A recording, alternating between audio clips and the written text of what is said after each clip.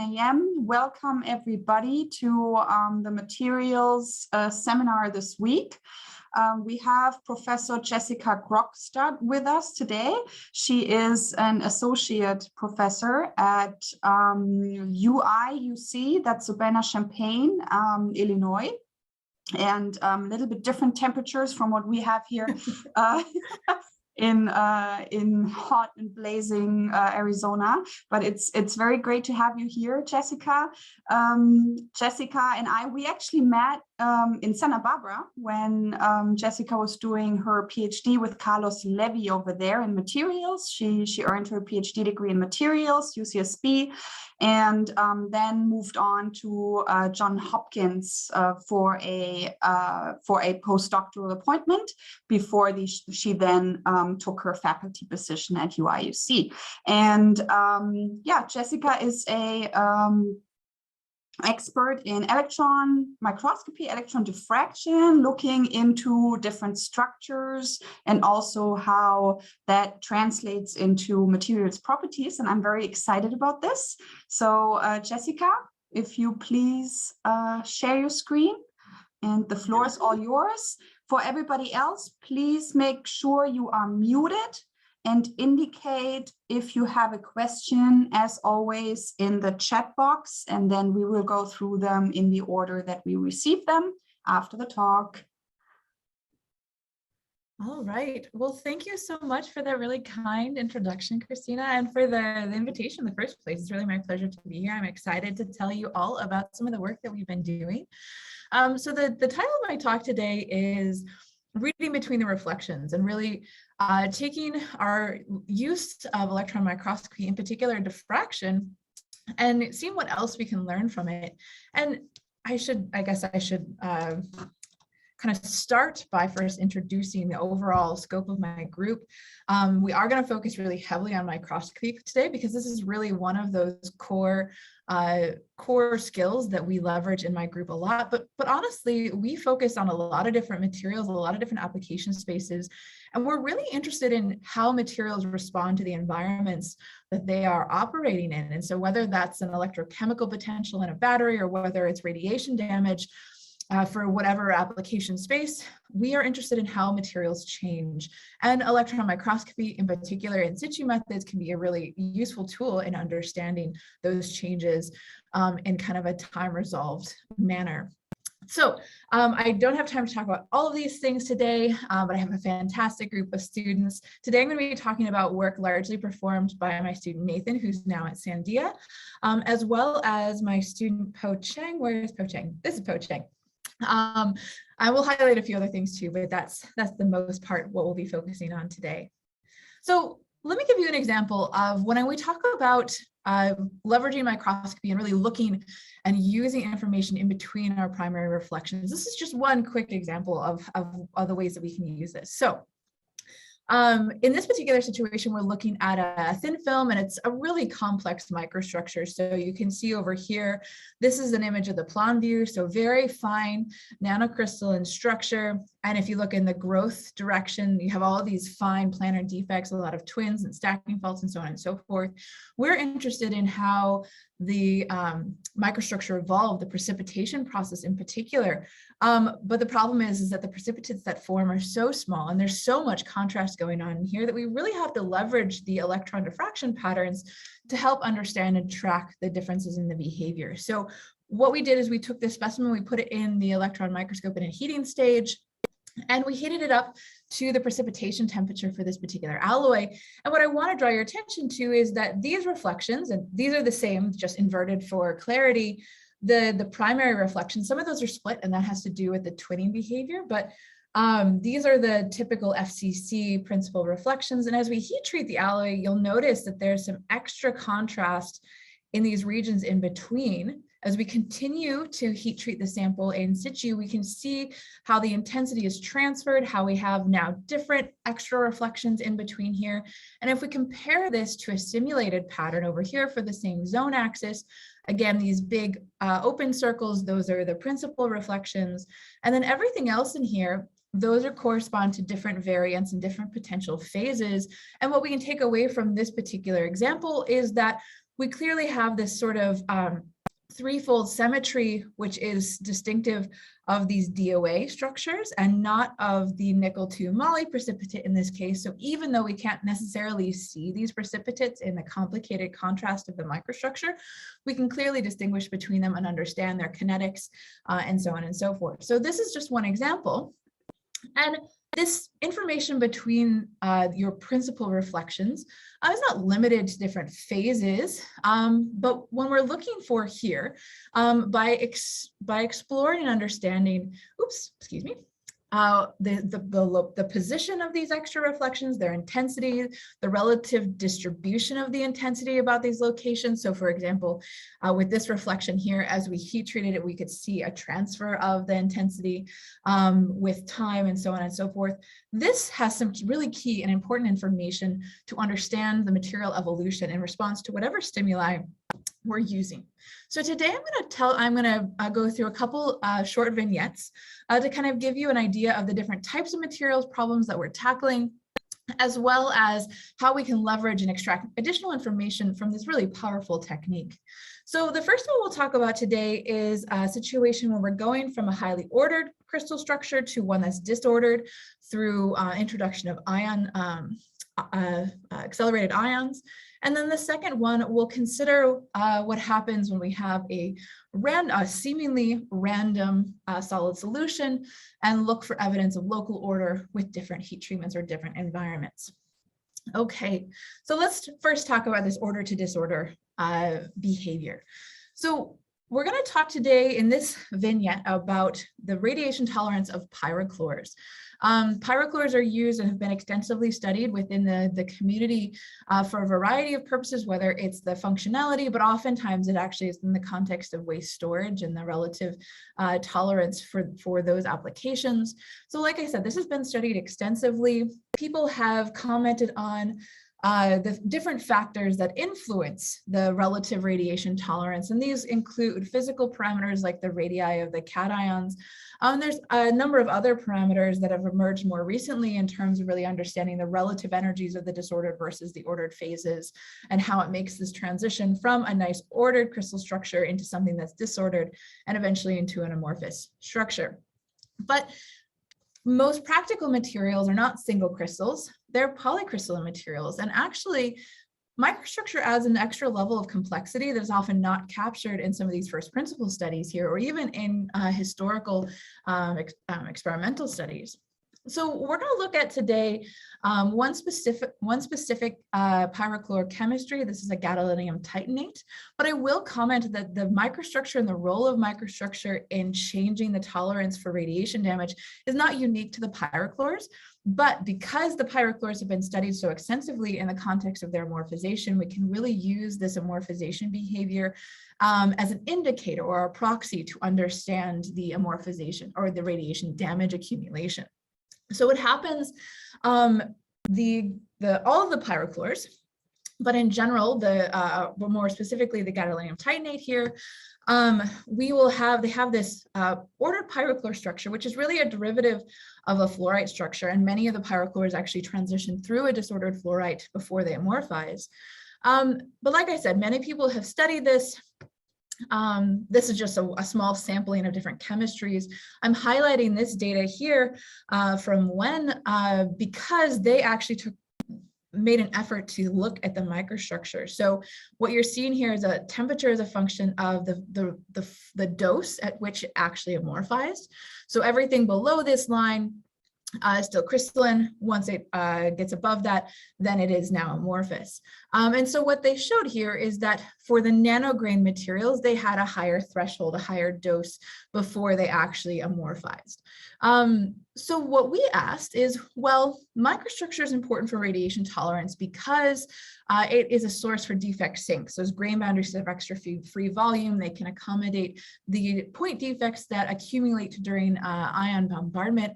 So we asked ourselves whether or not the nature of those defect sinks was important, or whether it was just the relative density of the sinks, how close they were together. So in this case, it's the difference between a coarse grain, large grain boundaries that are further apart versus nanograin, where you have many grain boundaries that are much closer together. So that would be a spacing argument. So we want to know whether it's also the nature of the defect sink and not just the spacing. So what we did is, in working with our collaborators at Los Alamos National Lab, we were able to get kind of a unique experimental configuration wherein we started with these really nice single crystals of gadolinium titanate, or GTO as we'll refer to it for most of the rest of the talk today. They implanted it with helium.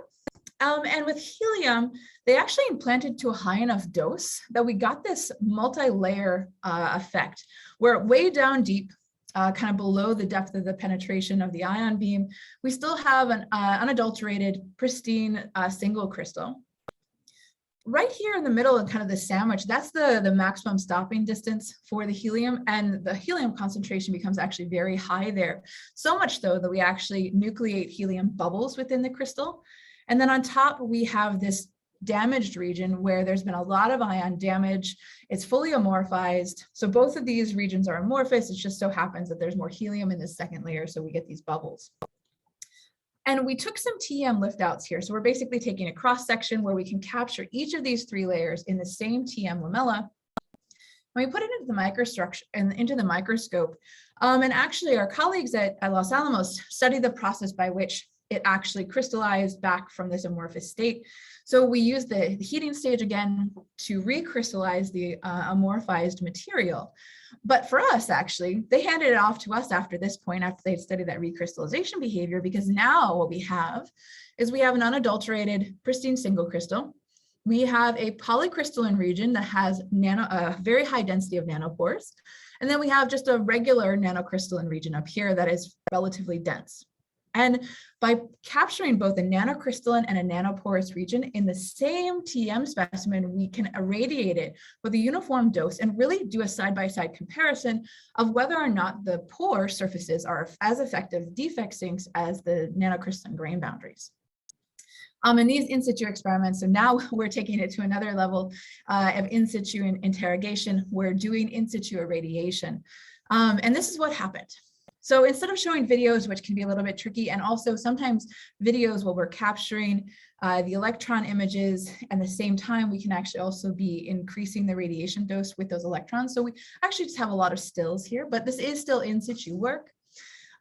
What we have is on the top row, we have a bright field image of the microstructure. So we have our nanocrystalline layer, our nanocrystalline and porous layer. And this over here was originally the single crystal. We'll talk about why it's not a single crystal anymore in a little bit. But we have these three layers now, and we'll focus on the diffraction data, because again, there's a lot of diffraction contrast in the bright field images. So it can be kind of hard to really distinguish what's happening and what's useful just with the naked eye, or even with advanced image processing can be challenging with this type of contrast. So we'll take a diffraction pattern from the polycrystalline region, and we'll take a diffraction pattern from the nanoporous region using nanobeam. So we can really isolate the region from which we're getting the electron diffraction data. And we're going to increase the dose as we go across here. So what you'll see here is that all of the regions, regardless of their initial microstructure, do eventually amorphize. It just so happens that if you look carefully and you compare these two regions in this dose, there are still a few crystalline reflections in the porous region, and we don't see any evidence of that in the polycrystalline region anymore. So we'll make the argument that there's still some residual crystalline order in the porous region, and we don't see that in the polycrystalline region, suggesting that the porous region perhaps has a higher defect tolerance and amorphizes at a higher dose. Now, we can quantify this a little bit more rigorously. We actually did do some image processing so we can quantify the distribution of the defect sinks. So for grain boundaries, we're quantifying the space between those defect sinks, between the grain boundaries, as well as for the pore structure, we're quantifying the distance between different pore surfaces. And the statistical difference between these two populations, they are statistically the same. So the average is a little bit different, but statistically speaking, these are the same in terms of their average spacing. And so that suggests that perhaps the defects really are more effectively eliminated at the pore surfaces. However, this is a pretty small, pretty minor difference. So we wanted to think about this a little bit more carefully, and we put this in context of existing literature, existing data in the literature. So this black data set here is also for gadolinium titanate that was irradiated in situ, although the authors don't comment on the relative microstructure, so we can't say exactly what it was, but we'll presume it was a coarse-grained microstructure. And while the general trends are in line, we were surprised that our nanocrystalline regions had actually a lower morphization threshold. So if the previous postulate were true, that the grain boundaries act as defect sinks, and there are many grain boundaries, this triangle down here, and in fact, likewise with the teal circle, these should actually sit above this data. And they didn't agree with that. And so we had to consider what other factors might also be affecting the threshold for amorphization in this material. Well, we do know that we irradiated this with helium, and we know that helium can sometimes remain in the lattice. So it's possible that the helium concentration is contributing to this. But existing literature suggests that that is not a significant factor. It could be because we have incomplete recrystallization. So remember, I said that these specimens actually, they were amorphized in the bulk. We lifted out a sample and we heat treated them in situ to create this polycrystalline structure or polycrystalline porous region. Maybe while it looks like it's fully crystallized, there may be a larger point defect population than we would see in a pristine structure that had never been previously amorphized. And in fact, there's some nice work from Alex Navratsky's group that suggests that even with a very high temperature anneal, there is a higher enthalpy in those samples that have previously been amorphized. And so that does lend something to the fact that there is a higher residual defect concentration because these are recrystallized specimens. But we also have to consider the fact that when we talk about ion and interactions with ceramic materials, it's not just about the ballistic impact of the nuclei hitting each other and displacing each other from their atomic sites. We also have to consider the potential contributions of that ion stopping power to the interactions with the electronic structure, which is something that we don't have to worry about so much with metals, but is something that is significant in many ceramic systems because of the larger band gap. So these are all possible contributions that might explain why our initial results deviated from what we expected, at least in terms of relative to other polycrystals available in the literature. So we modified our experiment a little bit, and bear with me here, this experiment got a little bit convoluted, but it's kind of cool what we were able to do with it. So we did the same thing. We started with our single crystals. We implanted them with helium. This time we took it to a little bit lower dose, so we did not get those bubbles because we didn't want to really, we saw the difference between a polycrystalline and a porous region. We didn't want to continue to explore that. We just wanted to explore this recrystallization behavior and whether it had anything to contribute to the residual point defects or other factors that we already enumerated. So anyway, we irradiated, we created this amorphous region on top, and we have the undamaged single crystal on the bottom. So just like before, except without those helium bubbles in between. And then we did two things. One, we just created a reference sample where we took a lift out of this bilayer structure that preserves the amorphous layer and the undamaged, unimplanted single crystal below. And then we took the rest of this crystal, we heat treated as a bulk crystal, which actually drives the helium into the rest of the lattice, and then it recrystallizes as a single crystal, but one with helium throughout. And then we took another lift out of that. And for both of these, now we can put them into the microscope, and we can either irradiate or we can heat. And actually what we did is we did a cycle. So we would heat it up, we would crystallize it, we would irradiate it, and then we would heat it and irradiate it, and so on and so forth. So we could really understand the evolution and the accumulation of potential point defects or the consequences of continually increasing the radiation dose. So let's see what happened. Okay, so here we go. First, we're going to start with irradiation at room temperature. And what we're going to do is we are going to plot, I'll show you the micrographs, I'll show you the electron diffraction patterns. And over here, we're plotting the fluence and the temperature. So the fluence at which it amorphizes, so this is our threshold, and then the relative temperature at which it actually recrystallizes. So basically when we recrystallized it, we heated it up until we saw the onset of crystallization, and then we left it at that temperature to continue to crystallize. And we're going to plot this as a function of cycles. So one cycle, if we go back, one cycle is amorphization and then recrystallization. And then the second cycle will start with amorphization and then recrystallization. Okay. So this is what we're starting with. This is our sample that has been crystallized ex situ in the bulk. It's got helium distributed throughout it. You can see the electron diffraction pattern down here. The bright reflections are from your principal lattice reflections. There is still some diffuse scattering in here, and we are intentionally not on a zone axis because we want to avoid ion channeling within our lattice. But we can see the relative orientation here, but also the fact that there's probably some residual disorder just from looking at the diffraction pattern in this the cycle 0 state. So we're going to amorphize this single crystal here. This is our amorphization dose, and then we'll crystallize it. And this is going to be our reference point because absolute temperatures in an in situ TEM stage sometimes are a little questionable. So we'll just set that we'll normalize that as 0.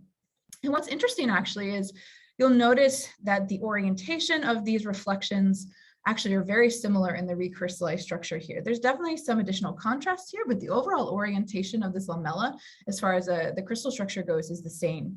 As we continue, now to cycle it again, our dose necessary to cause amorphization increases, but the temperature at which it recrystallizes actually comes down a little bit. And now we can see the bright field doesn't change that much, but we can see much more clearly in the diffraction data that now we really are having a polycrystalline structure. And then finally here, in the third cycle, the dose continues to increase in terms of how much is necessary to cause amorphization, and the temperature continues to drop. So this is our general trend. Let's take a look at our reference sample. The reference sample, remember, has an unadulterated single crystal region and a fully amorphous region on top with implanted helium. So this is that specimen in its as received or cycle 0. This is the amorphous region right here, and this is the single crystal. So you can see the diffraction pattern associated with both. The fact that there are some reflections here is just because we didn't quite have a small enough, or our nano beam was not quite where it was supposed to be here. As we cycle this one, so what we see is actually the fluence for the initial amorphization of this single crystal region actually is almost exactly the same as we saw before. But the temperature at which we recrystallize it here is a little bit lower. And again, there's strong evidence that we're still in a single crystal state here after recrystallization. The region that was amorphized within the limitations of the in situ stage that we had, we were never actually able to crystallize it. And again, this isn't unexpected. It has a very high concentration of helium, which does interfere with the crystallization behavior. So this wasn't surprising. So we're really just looking at the single crystal region here. And interestingly enough, as we continue to go through these cycles, the dose for amorphization continues to decrease while the temperature for recrystallization continues to increase. And it really doesn't become polycrystalline. After these multiple doses, we have very strong alignment. You can maybe see that there's more diffuse scattering in between, which is suggestive of a higher point defect concentration, but the overall orientation is very similar. We can actually easily rationalize these contrasting trends based on the differences in the microstructure. So if we think about this with with our first sample that I showed you in green, right, as we increase our dose, or as we increase our cycles, we actually saw evidence of increasing polycrystallinity. We said before that those grain boundaries are actually really good defect sinks. So in this sample here, we have more defect sinks than we did when we started. And so it should actually take a higher dose to amorphize it. And this makes sense. Whereas with our single crystal, our reference, we're really looking at a single crystal that remains a single crystal, but the disorder, the point defect concentration is increasing with time. Now, we also did this at slightly higher temperatures. At higher temperatures, the defects that arise from the irradiation should actually have higher mobility. They should be able to heal faster or annihilate faster. Interestingly enough, this trend is a little bit surprising and really threw us for a loop when we first saw this data. So if we look just at the temperature behavior, we see for these samples that as they're recrystallizing at this higher temperature, we have to go to a lower and lower temperature for recrystallization, meaning that it's easier to recover the original structure. And in fact, but the data down here for the fluence is harder to justify. We kind of start about the same dose. It should be a little bit higher because it's higher temperature. This is consistent. We expect that. But it starts as, it starts as a single crystal. And then in the second step, it goes down. It follows the single crystal behavior, but in the third cycle, it actually goes up. And if we look at the data over here, we actually do preserve the single crystal nature longer at higher temperatures because the defect recovers faster. But by the time we get to the third cycle, we see evidence of greater polycrystallinity. So we've actually changed our trend line here. And now we have higher defect concentrate or higher defect sink concentration. And so we're going to pop back up and have this higher dose necessary for amorphization. It's really interesting, actually, trend overall. So what are we taking away from this? Well, well, we can justify the behavior of the fluence, the threshold fluence is a little harder to understand why the crystallization temperature is doing what it's doing as a function of different microstructures and different dosages. One thought overall is that maybe we have a higher amorphization fluence, so it leads to a relatively lower crystallization temperature, right? So maybe there's more damage accumulated, but usually, like, is this just a result of this higher dose necessary? Or is it because we assume that amorphous means amorphous, right? So once it becomes amorphous, that state of amorphization is about the same as any other specimen that has become amorphous, right? So what we did here to investigate this is we took our same specimen, not our reference specimen, our normal specimen, and we irradiated it past the amorphization threshold. So we actually went to 3 times the amorphization dose. And there's nothing, all of these diffraction patterns are exactly the same. If you subtract them from each other, they're the same, at least within the resolution of our detectors and so on and so forth. So this is the one video I'll show you, and hopefully you can kind of see what's happening, but you'll see that we have this crazy onset of crystallization here from the amorphous state. This is very lenticular, kind of rod-like structure. This is somewhat unique that we saw in these, quote, high dose samples where we irradiated them far beyond their amorphization threshold.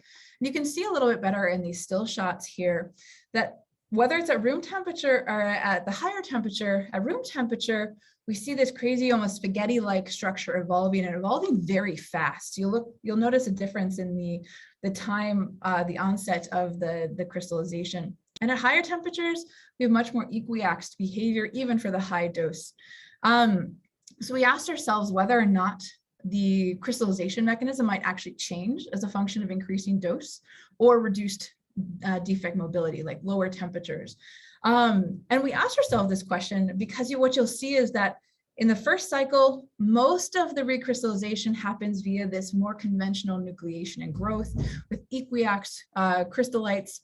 As you go into more cycles, now we start to see these lenticular features, and they show up more consistently and in higher densities with increasing doses. Likewise, even at high temperatures, this is just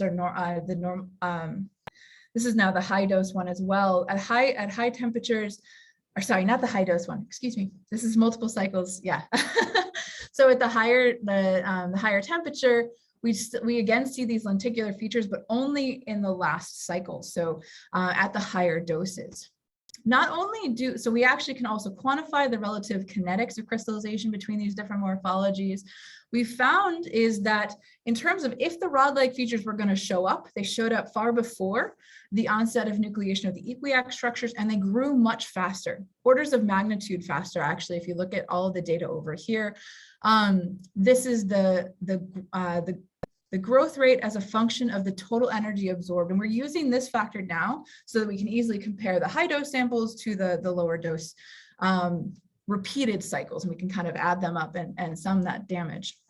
So this would suggest, based on the difference in the kinetics and the fact of when and how they show up, that the rod-like crystallites have a different different initiation behavior.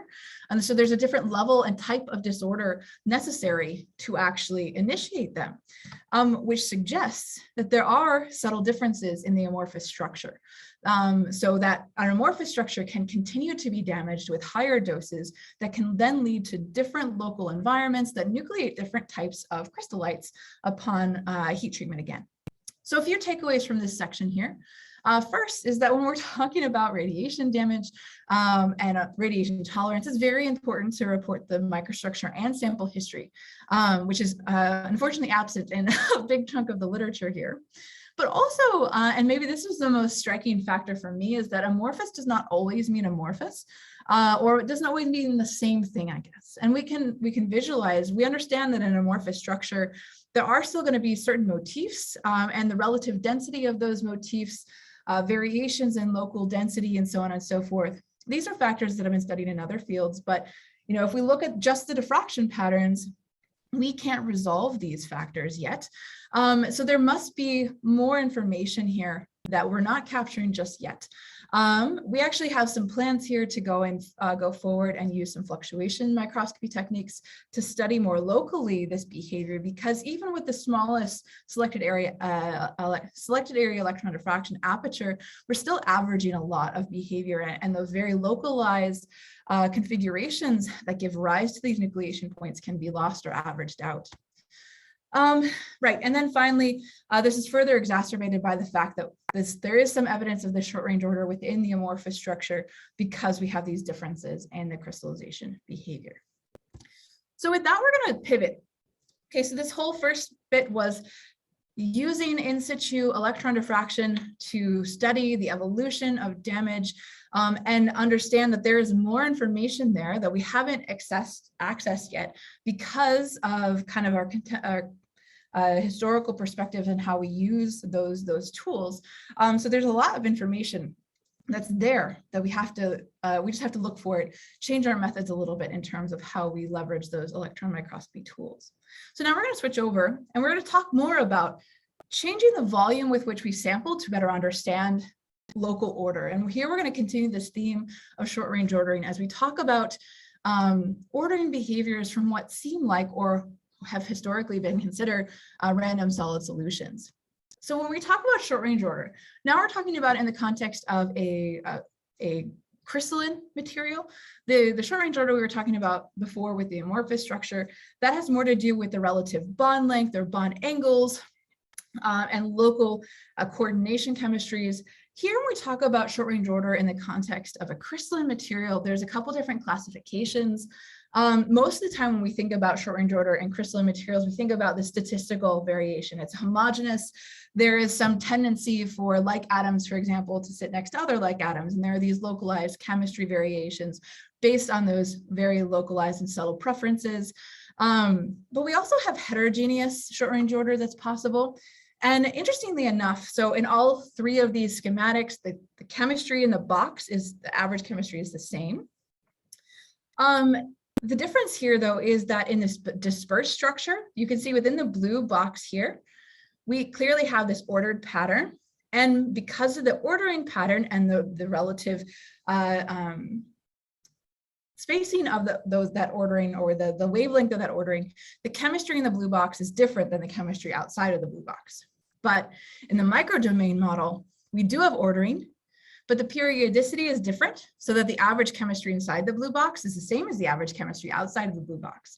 So there's some challenges depending on the nature of the ordering, how we think about it and how we characterize it. Now, for those of you who studied short range ordering phenomenon, there's a number of nice ways to quantify it. Most commonly, we use things like the Warren-Cowley parameter, which can describe either a clustering behavior, where we have like atoms like next to like atoms, or ordering behavior, both of which can fall under this terminology of short range ordering. This behavior is often a function of chemistry, but it can also be a function of temperature. So for example, here we can see at lower temperatures, there's a higher tendency for order than at high temperatures. Here, there's a higher tendency for ordering in this binary system at higher nickel concentrations than at lower nickel concentrations. And we can see this similar sort of behavior in experimental methods as well. I should note that all of the atomistics that I'm going to show you in this section were done in collaboration with my colleague Elif Ertekin in the mechanical engineering department here and her student Tianya Su. So we can see evidence of short-range ordering in our electron microscopy as well. So this is an example of an austenitic steel, more commonly known as a nitronic 40. I may also refer to it as a 2169 based on the chromium, nickel, and manganese concentrations. And we can see while this bright field image is pretty boring, the one contrast we do see that's damage from the electron beam. The electron diffraction pattern, again, has some interesting nuances in it. So our principal reflections here, and then we have these extra diffuse reflections in between. And we can see these become stronger as we anneal the same alloy chemistry. Now you do actually see these tiny little domains in the bright field. And now we see the intensity of these extra reflections change as well. So we can leverage these two techniques, experimental and computational tools, to understand and probe short-range order behavior. Ideally, though, from an experimental perspective, we'd like to just directly quantify differences in composition, right? So if there are these domains, can we, for example, we can see a domain here, can we do a line scan across it, collect information via EDS? Well, first of all, if it's a heterogeneous microdomain, there's not going to be a compositional deviation from the matrix, and so this method won't work. But even if there is a compositional deviation from the random matrix, these domains are on the order of a few nanometers, and even an excellent TM specimen, regardless of how you prepare it, it's going to be tens of nanometers thick. So you're still averaging through a lot of material that may not show this deviation. So it can be really difficult to confidently distinguish short-range order behavior based on chemistry alone. Even with atom probe tomography, where you can isolate clustering behavior and so on and so forth, again, if it's not the right type of short-range order, you can still struggle to see deviations from a random distribution. So if it's a homogeneous short-range order, you should see deviations here. But if it's a heterogeneous model, you may not see those differences. So we're challenged by direct characterization. So what we asked ourselves is whether or not, again, electron diffraction can provide some insight on those heterogeneous short-range order domains that chemical characterization may struggle with. So in order to do this, we really need to understand what's already in our diffraction patterns. So if we take a real space lattice here, so we have a nice periodicity, and if we transform it into reciprocal space, you guys know how this works, right? We get our Ewald sphere, and wherever the Ewald sphere intersects the reciprocal space, we'll get our reflections, right? And that's what gives rise to our diffraction pattern. But if we have some sort of chemical fluctuation, and in this case, chemical fluctuation is depicted as kind of having this longer wavelength or longer periodicity, this is going to actually, because of this extra longer periodicity, now we'll get extra reflections in reciprocal space. And when those intersect our Ewald sphere, we can see those extra reflections. And that's exactly what happened when I showed you at the very beginning. Those precipitates had an ordered structure that created this type of chemical fluctuation. And so it gave rise to extra reflections here. But you can also get additional intensity, weak or forbidden reflections due to other factors, including the size, shape factor, or even thermal diffuse scattering has to be considered. So one example with size or shape factor effects is now if you have some clustering and the clustering has a particular orientation preference, now you can get smearing out of your reflections or your points in reciprocal space, turning these delta functions into what we call REL rods. And now the Ewald sphere is going to just touch some of these reflections that it wouldn't have touched before if they were delta functions instead of these extended REL rods. And we can see further evidence if you look carefully at this diffraction pattern. What I'm going to do is I'm going to rotate between these different orientations, so you'll see the different electron diffraction patterns, but I want you to pay attention to how the intensity changes in these two circled regions. So really what's happening is you're getting transfer of diffraction from one to the other, and this strongly suggests that we have maybe at least some contributions from these extended defects or some sort of shape factor. Okay. But I would be remiss if I gave a talk to a bunch of students, especially students who are doing microscopy, and I didn't comment on the potential consequences or potential for artifacts, depending on our sample preparation. Sample preparation is key to all microscopy. For example, if we take a look, all of these diffraction patterns are from the same alloy. This is an example of an electropolished nitronic 40. If we use the focused ion beam, even our most careful fib preparation definitely changes the shape and distribution of these, suggesting that they're introducing some new artifacts from that ion beam damage. But you also, if you electropolish and you over etch, we also get diffuse scattering from oxidation effects as well. So we do have to be very careful about potential artifacts when we're investigating this diffuse or forbidden reflection between our principal reflections. Okay, so let's get back to the story. We did a little bit of background, a little bit of point of caution. Let's talk about how we characterize and understand short-range order in this particular alloy. And this is just one of several alloys we're studying here. And again, I'm calling it 2169 here, but it's still the nitronic 40. If we take a look at, this is a high resolution image of the solution treated alloy. So presumably solution treated and water quenched as quickly as possible. Your eye will tell you that there are differences here. And if you do a Fourier transform of this high resolution micrograph, you can again see that sort of diffuse scattering in between here. This is a selected area diffraction pattern from the same specimen and as close of an area as we could get. This now though, so this high resolution TM image is it's about 20 nanometers square. The selected area diffraction pattern is sampling from a minimum of 100 nanometers in diameter. So there's a difference in volume here, and you can actually see the difference in the comparison between these two, in that the Fourier transform actually has kind of this extended or like triangular features in the diffuse scattering. Well, it's still a Fourier transform, it's not technically scattering here, but you get what I mean. Whereas we don't see that behavior, it's more point-wise, more localized in the average selected area diffraction pattern. So what we've done, and we've done this in collaboration with my colleague Jim Zwo here at University of Illinois, we've chosen to employ a scanning electron nanobeam diffraction, where we can really isolate the volume of interaction down to a nanometer or two. And so what I'm showing you here is that this is, we've basically scanned across a whole area, a 50 by 50 nanometer region, collected diffraction patterns at every pixel. And this is the average of all of those diffraction patterns. And what we do, we can still see in this average pattern, so much like the selected area aperture, there's still diffuse scattering here. So we're going to put a artificial aperture right in one of those positions where we see that diffuse scattering. And from this, we're going to collect the intensity from all of the diffraction patterns that we've collected, reconstruct a virtual dark field map from this, and now we can see where that diffuse scattering is most intense, kind of on a spatial perspective. And if we select one of the diffraction patterns from these regions of highest intensity, we'll notice actually now we have that same sort of triangular shape in our diffuse scattering in these regions of highest intensity. So this is actually really exciting. It tells us that we need to be very localized in how we probe this microstructure so that we can understand it, and that we're not averaging things out too much. Even here, we know we're still averaging because the beam still has to go through the thickness, but at least it's interacting with less material in the radial direction.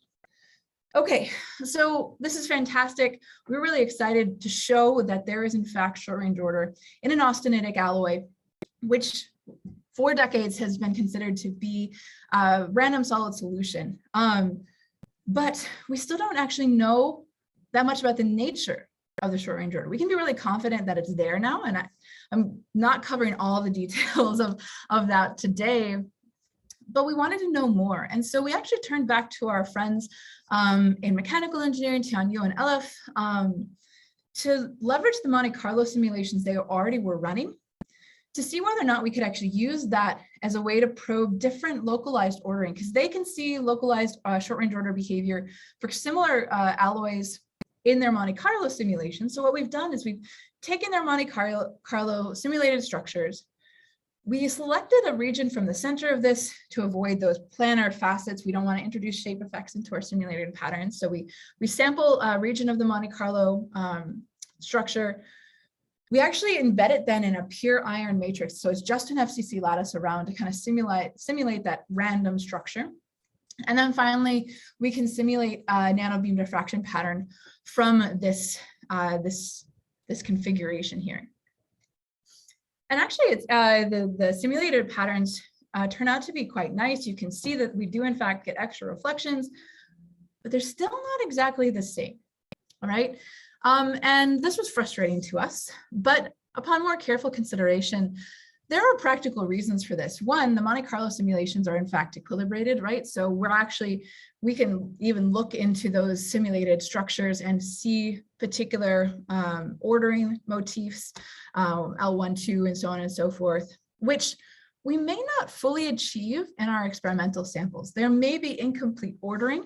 We may also have multiple variants where we have compositional waves going in more than one direction that convolutes the overall behavior. So we still have a lot of work to really sample this space better and combine these two techniques, the computational methods and the experimental electron diffraction patterns and the simulated diffraction patterns. But we think there's a lot of potential here to be able to actually understand and interrogate the local structure through this library type of approach. Now you might ask, and I have to provide this for context, why do we care? These are tiny little nanodomains that nobody has seen or observed for decades of use of these types of, or this class of alloys.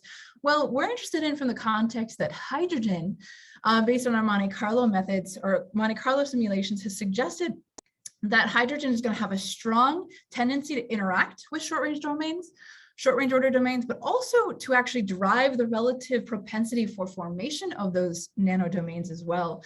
So you can see here the clustering behavior around the domains, but also that we have a tendency for higher hydrogen concentrations. The short-range order parameter is actually much higher, suggesting that the hydrogen actually enables and facilitates greater ordering behavior.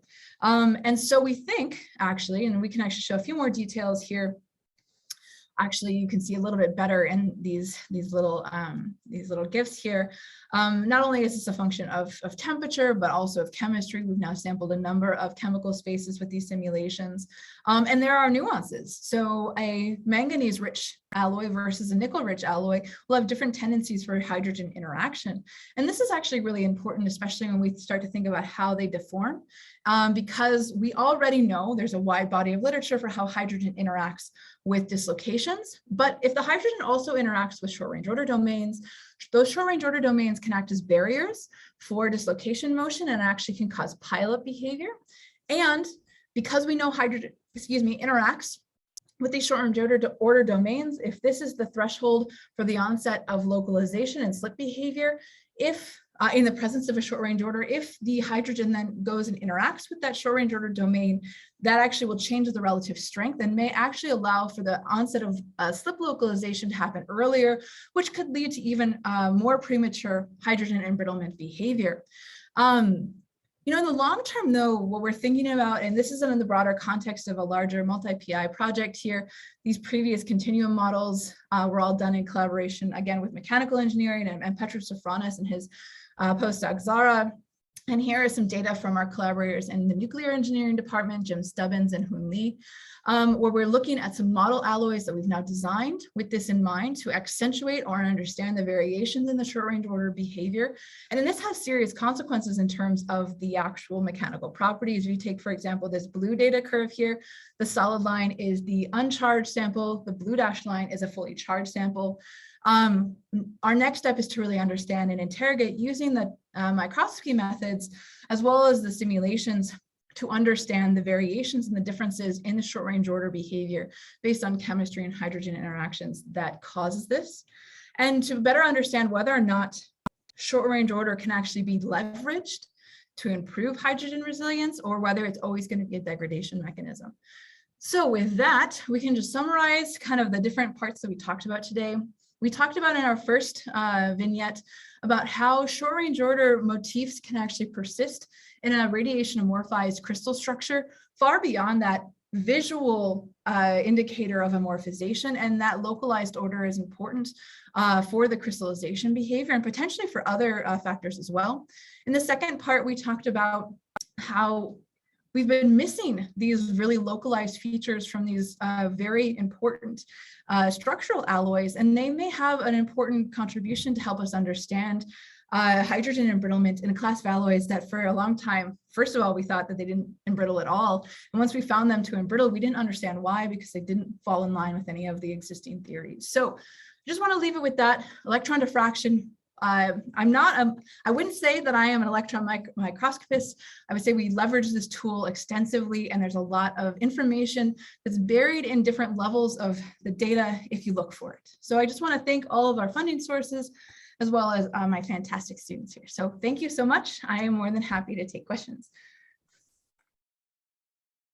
Thank you so much, Jessica. That was great. And I'm always jealous of all of these great images and diffraction patterns. And I think there's something about that technique that just makes all of the talks very much enjoyable. So thank you. Please, if you have a question, indicate in the chat or speak up. I think, yes, yep. Peter, go ahead. Yeah. Jessica, thanks very much for the great talk. I'm intrigued by how to try and describe these very complex structures. You know, we've got, it's not just a crystal and it's not amorphous, it's something else. And, yes. And the classifications, the challenges of how to even just label these things is always, I think people don't understand that we really have a long way to go in just coming up with frameworks to describe that. So absolutely, yes. Yeah, and it's interesting to see how, you know, what I sometimes as a hardcore advanced microscopist, old-fashioned selected area electron diffraction still really is absolutely foundational to trying to describe a lot of these short-range order systems.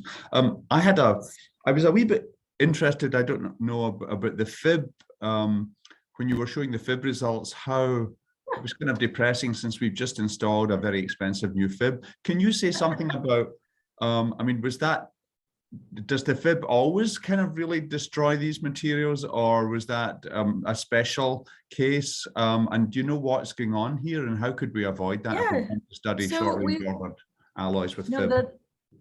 Yeah, it was depressing for us too. No, I will say, we really tried to interrogate this really systematically, and I will say that the Fib effects are present in all of the specimens that we've looked at. But I will also say that the position of the reflections don't change. They often are more intense. So it seems that the Fib in some ways kind of accelerates the evolution of the domains. But it doesn't necessarily change their nature dramatically. So here you can see, for example, almost like you can see the splitting of the reflections. Right.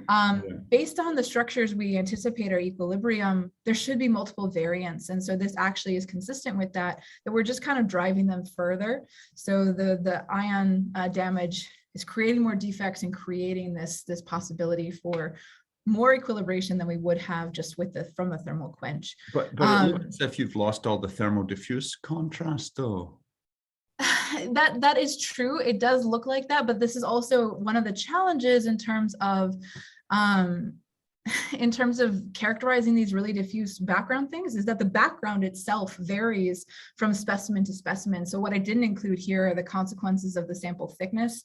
We have to be very careful about that as well. So for example, if it's too thin, we actually don't see enough, we don't sample enough volume to actually see the diffuse scattering like we ought to.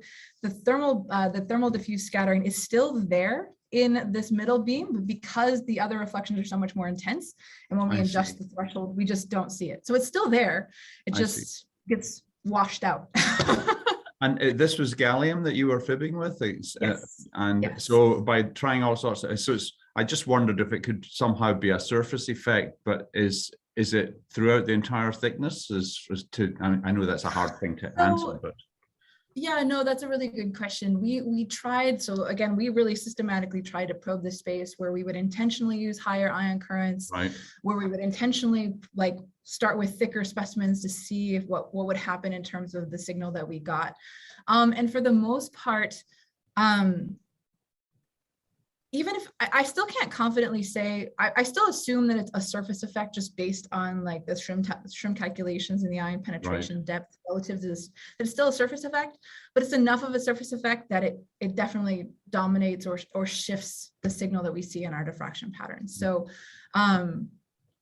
what we've done, we still electropolish a lot, but we also, Right. in the context of this project, we're doing a lot of deformed samples that have been, mechanically loaded. Actually, one of the interesting things that we found is the mechanical loading reproduces some of the artifacts or perceived artifacts from the fib. So we just created a baseline by sampling this whole fib space. We created a baseline for ourselves so that when we take lift outs from our mechanically deformed dog bones, we can still do that in the fib in orientations that are favorable for quick dislocation characterization and stuff like that. So we acknowledge that it's there. Right. And I don't think that we're going to get rid of it entirely. Yeah, just one more, just quick. Did the helium implantation is done in situ? Is that right? Or not? But no, that's a good question. So the helium implantation we did ex situ, so at a higher, and then when we were doing the in situ radiation, we were using krypton. So we just switched based on. Is that using the machine at Argonne? Yes. So those data were. That's the old machine that's still going all these years. That's good. Yeah. They actually it's running really well. They have a new beamline scientist there who's really reinvigorating those beamlines. We've also used. They had talked at one point about closing it down because radiation damage in materials was not sexy at the time. But of course, if you want to push with nuclear, that's really critical. Yeah. Okay. Thank you very much. But there's been a resurgence there, so it's still there. It's still operating. Nice to hear. Yeah. Okay. Are there other questions? I have maybe a peripherally pertinent question. I think you touched upon it, but are there any specific size effects that we should take into account while interpreting this diffraction data? You mean in terms of the thickness or in terms of the size of the actual domains themselves? The domain sizes, I'm sorry. Sure. That's something that we always have to consider, right? Because as I kind of indicated with my little very coarse tutorial, right? Size effects can give you similar effects or diffuse scattering. And so we actually address that by doing a lot of simulations. So changing the relative size of the domains, changing the shape of the domains also is really critical. For example, if you get a little oxygen into this alloy, you can definitely start to form substoichiometric oxides that are highly faceted, and those do all sorts of fun things to the fraction patterns too. So we usually address that by simulation.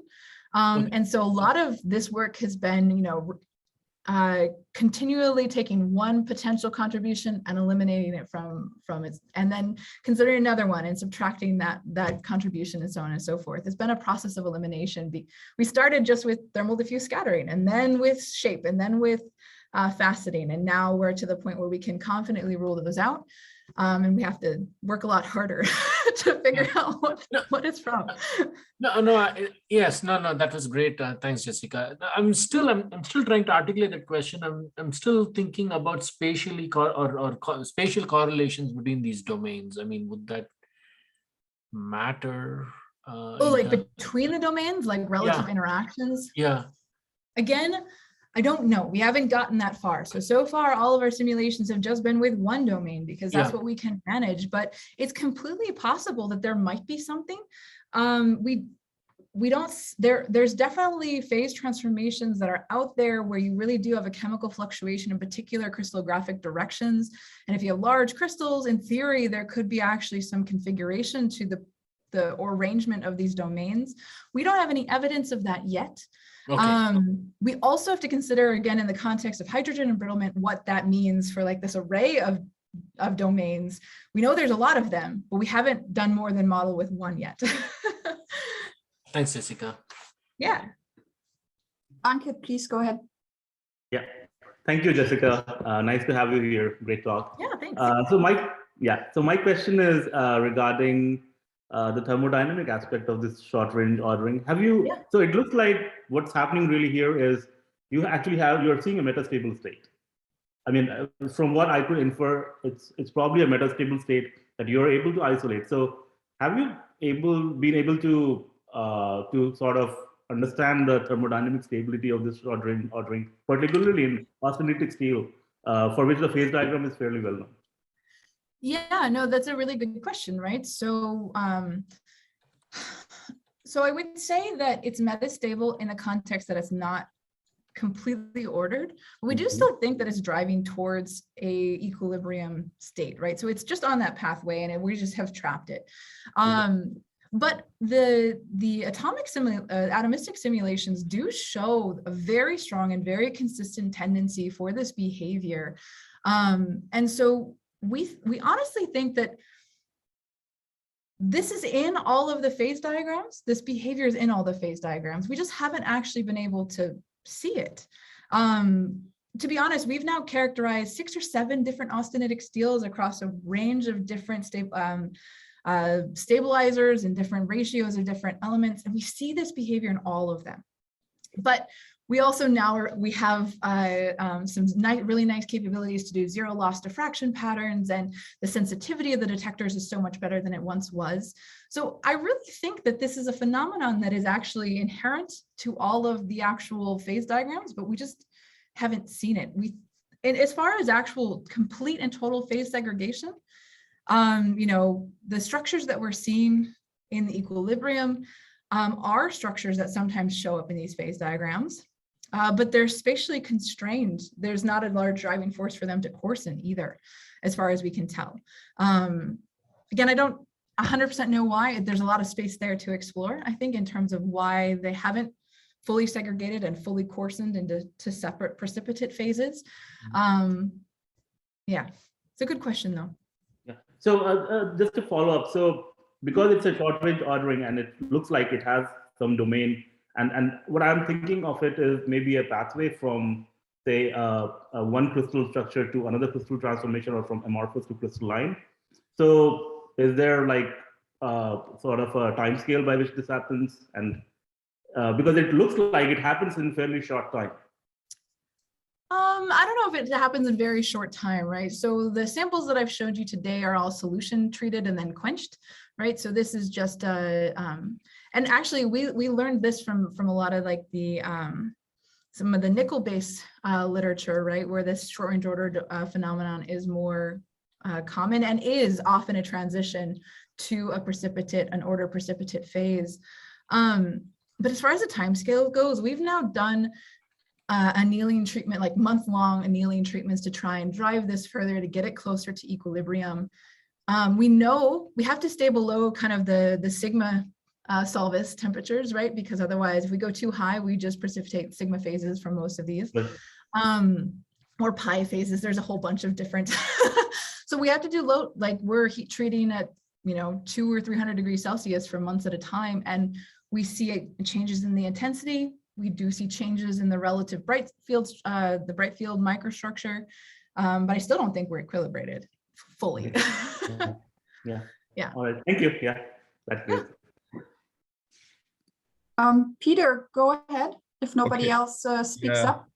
So Jessica, it's interesting, if I look at these, especially the homogeneous cases where you've got sort of apparently random sort of aggregates of different species. And, one thing we're doing a lot in my group right now is temporal fluctionality and trying to get a handle on temporal fluctionality. And what we're finding is a lot of systems that we previously thought of as being static actually are not static there. And the way that I'm thinking about this these days is that the system has all these metastable states. Mm-hmm. And if the energy barriers between the states are not too high, then the system can just continue to transition. And what we're finding with the new detectors where we can run them much faster is, a 1 second recording time, the system actually can transition through many, many metastable states. If you think of, even at room temperature, if you have an activation energy of 0.7 eV, that corresponds to 10 or 20 jumps per second, right? At least in a very simple thing. And so I wonder, when you were talking about the problems with matching the MD simulations with the experimental observations, I'm wondering if your experimental observations are a superposition of many, many metastable configurations, and that in fact the discrepancies are because the system is transitioning in time rapidly. I don't know whether that's correct or not, but certainly that's how we're thinking about a lot of things these days. No, that's a really interesting perspective. And I think we definitely think that there's a convolution of something happening here, and whether it is static convolution of different kind of compositional fluctuations, or if it's a fluctuation that's more temporal, like you suggest, that's a good suggestion for us to think about a little bit more deeply. There's something else I was going to add to that. I mean, the high spatial resolution, the stuff that JMZO is probably bullying you to do, I know, where the key thing is not to go to a 1 angstrom convergent beam, for his technique, it's, so you can, so I think for probing short range order, if you go to, if the electron beam is too small, you kind of don't sense the local environment. And so you want probably, depending on what your domain sizes are, you probably want a beam size that's sort of comparable with your domain size, right? And then the issue is, of course, you always have to worry about electron beam effects, but does that diffraction pattern fluctuate with time? And you can certainly with the detectors, I think you have got these fast detectors. We do. So you could easily run your sensor at 1,000 frames a second and just see what happens locally. And of course, you would have to back out electron beam effects. But one thing that's interesting is that the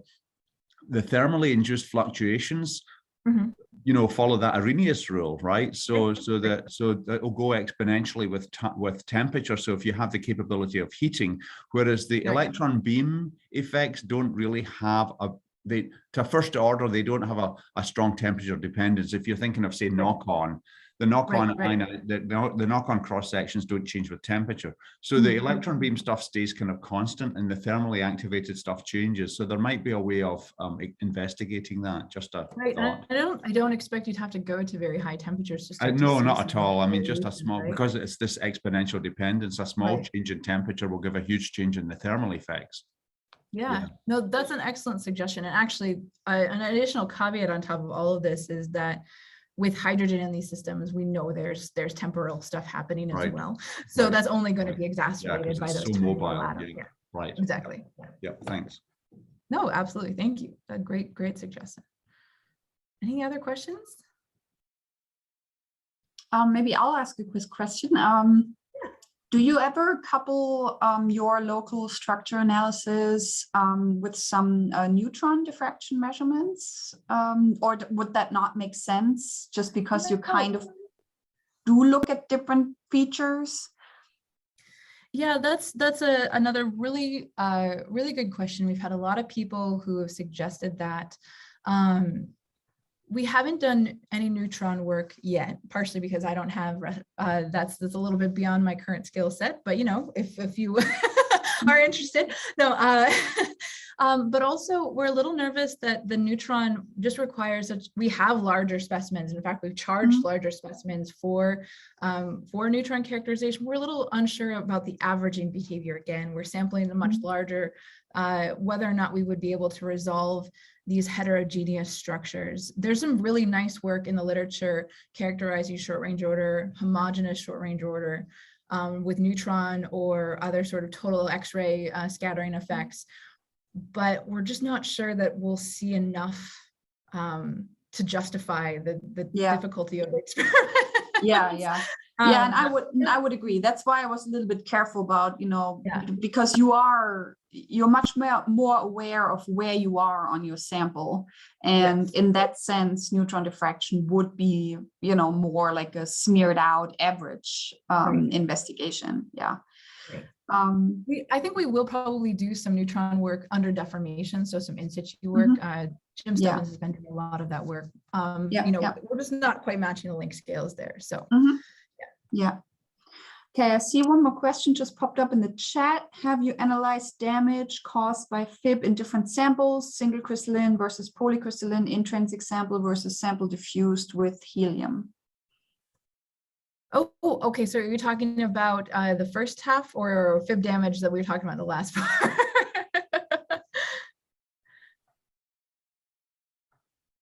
I'm waiting for him to answer since I don't know. Second. Oh, in the second part. Okay. So as far as the fib specimens go, you know, if we go back to those slides, wherever my mouse has just died on me. If we go back to those images, so the actual diffraction patterns, the grain size in these metal alloys are huge.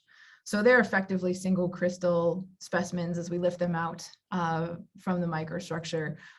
We don't mess with samples that have boundaries in them, to be honest, because it complicates other things that we're looking at. So we have not intentionally characterized differences between single crystal and polycrystal in terms of the damage accumulation, just because with the alloys we're working with, it's hard to get fine enough grain sizes that we can actually sample multiple within the same fib lamella to begin with. I'm not sure about the question about the helium. The helium we were doing with the pyrochlores in the ceramic, we didn't do any helium work with these specimens, these metallic alloys here. Okay. I'm just going to say thank you for answering that question. If there's a follow-up question, okay, feel free to post that. Maybe one quick thing. So my group is interested a lot in using different types of synthesis techniques, basically to make, let's say, the same type of material, but we know it's not going to be the same. There's going to be differences. So this is more like a bigger picture question. Is there a lot of these types of studies in your community where people look at, let's say, varying experimental parameters and then coupling that with these very subtle and hard to detect yet important local structure differences? Or is that just too complex because there's so much that you can vary? I don't know that it's too complex. I think that there's a lot of room to potentially explore there. I think it's highly underexplored at the moment. Most of the work with these highly localized characterization are very application driven. And so the material itself is less novel perhaps than its environment or application space. But it's entirely possible. We have some other work with in situ radiation where we're looking at sintering behavior under the ion beam. And depending on how we make the powders, the intrinsic defects in the powders actually will definitely influence the behavior that we observe. And those are things that could definitely, there's potential to explore. You need a really strong motive. These are unfortunately not trivial, but I think it's definitely possible to think about those questions for sure. Yeah. Okay. Thank you. Oh, there's another thing in chat. Can you elaborate a bit further on why you did not acquire your diffraction patterns on the zone axis? Would that affect your diffraction patterns and any further studies that you performed? So that's a good question. It doesn't. So what we're talking about here, you know, some of these way back here, even if we look here, right? You can see in this diffraction pattern here for the single crystal, you can see the Kikuchi pattern. So we're kind of close to a zone, but we're not on a zone. And this doesn't impact the diffraction patterns, but it does affect the ion interactions with the material. So if you imagine like what it means to be on a zone axis, it means that you have this well-defined crystal structure with clear atomic positions and then almost like space in between all of those, right? And so if you're on a zone axis like that, you have these channels for the ions to go through where they won't interact with the atoms in the lattice as much because they can kind of zip through the space in between because there's basically these holes for them to go through. So we want to tilt off those zone axes when we're irradiating so that we get as many atomic or ion atom interactions as possible to accelerate the study as well. There's a lot of actually interesting work in this field on channeling behavior and how that damage accumulation is different. But we didn't want to get into those details today for this work. Okay, great, thank you. So if there's not other very important questions, then I would say thank you so much again, Jessica.